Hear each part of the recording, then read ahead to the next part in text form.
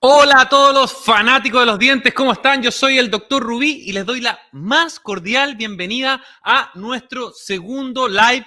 Yo que sé que no soy detective, la paso fatal, mi chica del humo. Tanto la resina en el sector posterior o anterior o la operatoria y las carillas, son los tejidos que tú hacías mención hace un momento, que trabajamos sobre, bueno, fundamentalmente dos tejidos o tres, que son el esmalte y la dentina.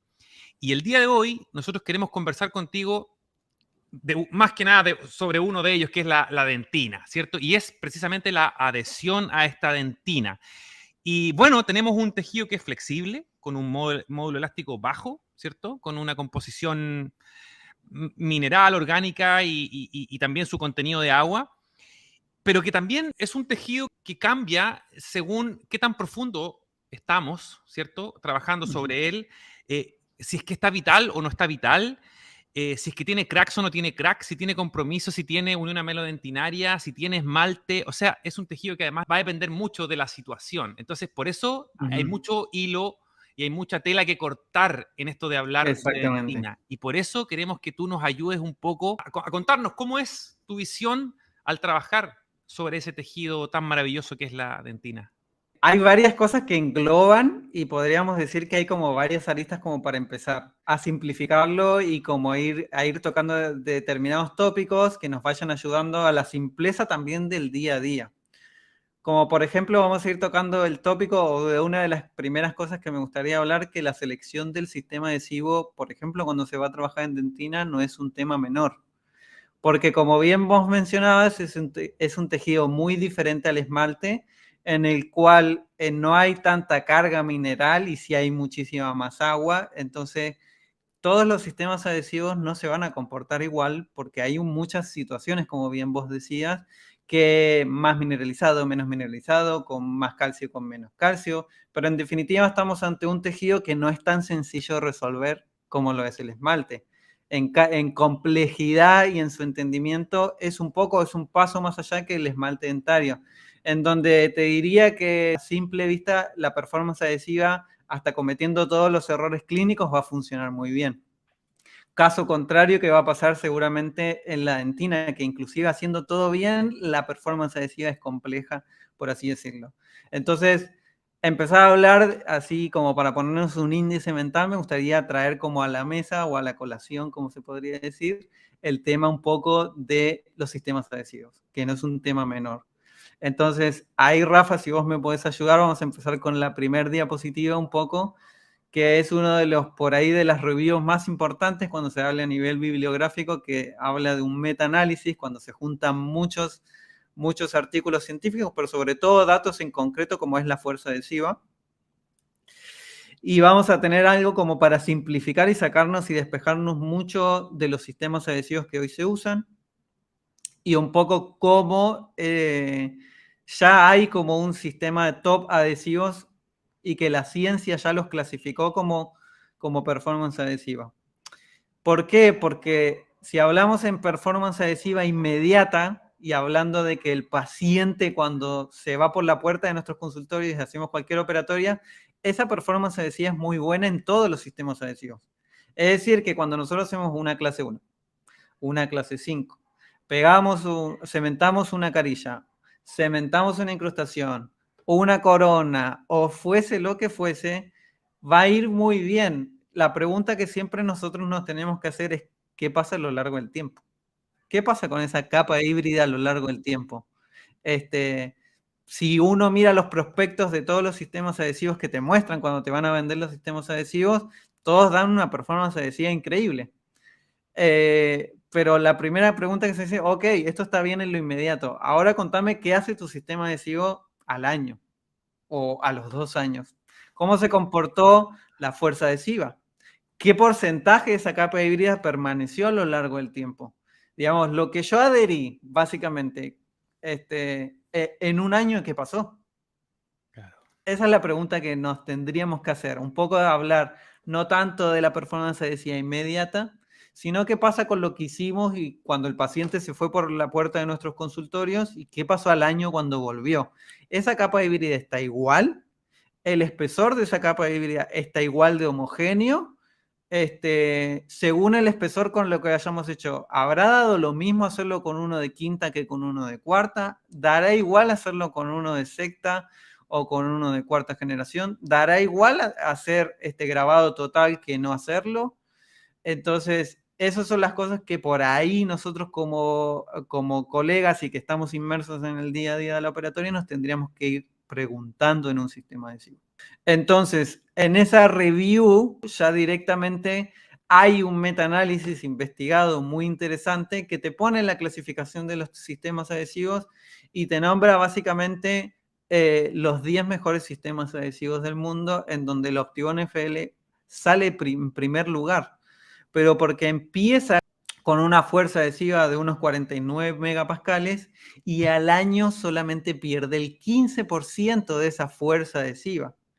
Es decir, que traducido al español, por así decirlo, de la capa híbrida que yo hice el día número 1 cuando se me fue el paciente por la puerta, si ese paciente vuelve al año, lo más probable es que se haya disminuido en un 15% nada más esa fuerza adhesiva.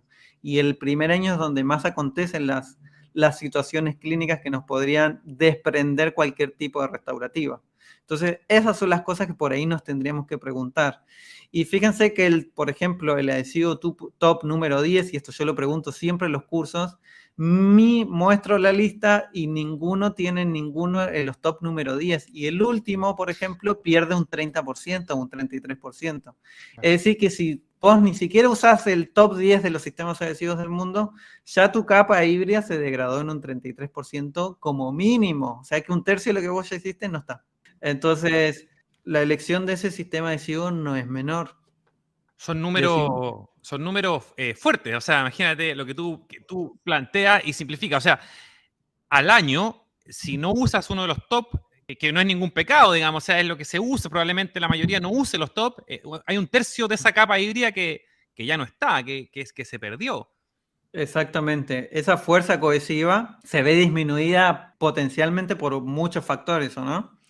Como la dentina tiene un componente de agua y de presiones, sobre todo cuando se hace grabado ácido en alta concentración, que sabemos que lo que penetra ese ácido nunca es llenado al 100% por la resina, siempre va a estar ese cambio de presiones que va a hacer a la posible sensibilidad postoperatoria, pero más que nada el agua es el archinémesis de cualquier cosa adhesiva del planeta, ni siquiera hablando de dientes. Entonces esa humedad va a ir degradando sistemáticamente nuestra capa híbrida que hayamos formado a lo largo del tiempo. Entonces, ¿qué es lo que tiene el top número 1 Optibond FL seguramente para poder un poco suplantar, o qué es lo que lo hace tan maravilloso? Uno de tantos factores es que tiene relleno versus los otros sistemas que muchos o la gran inmensa mayoría de los sistemas adhesivos no tienen. Entonces ese relleno, por algo inclusive físico, que es básicamente formar más espesor, hace que esa degradación sea mucho más lenta. Entonces, esa elección de sistema adhesivo, por muchos factores, entre ellos porque tiene relleno, y el relleno lo que va a hacer básicamente es que podamos formar un espesor más homogéneo. Claro. Pero también hablando de generaciones, y como lechosa. No, o sea, no tiene otra descripción, siempre se lo dice así como lechosa. Exacto. Que cuando uno lo prueba por primera vez, es una consistencia rara que uno no suele tener en los otros sistemas adhesivos. Sí. Es como que decís, ¿y esto qué es? ¿Un flow? ¿Qué es? Exactamente. Parece un flow. Entonces como que uno se sorprende porque no está acostumbrado a ese tipo de espesor. Además, da la sensación que genera espesores grandes. Pero ese relleno no es menor, porque una de las cosas tiene que ver con esto de la degradación.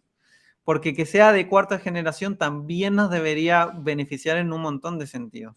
No solo por la performance adhesiva, pero por qué se consigue esa performance adhesiva, sino que al ser de cuarta generación, como dividís la parte del solvente y del primer, traducido al español y traído a tierra, es que no vas a tener que tirar aire, no estás obligado a tirarle aire, a evaporar ese solvente, que adelgaza más aún la capa que nosotros estamos haciendo, con lo cual es más fácil degradarla con la hidrólisis que estuvimos hablando un poco previamente.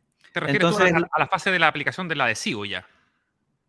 exactamente. Exactamente. Cuando nos queremos diferenciar, por ejemplo, de un adhesivo de quinta generación, no es porque sean absolutamente malos y estén mezclando los dos componentes más principales, el agua y el aceite, sino que por ahí lo más pecaminoso es que obligás al operador sí o sí a, en la gran inmensa mayoría, a evaporar ese solvente, lo cual estás obligado a tirar aire sí o sí, lo cual hace que tu capa de lo que hagas como sistema adhesivo, como capa híbrida, sea mucho más delgada.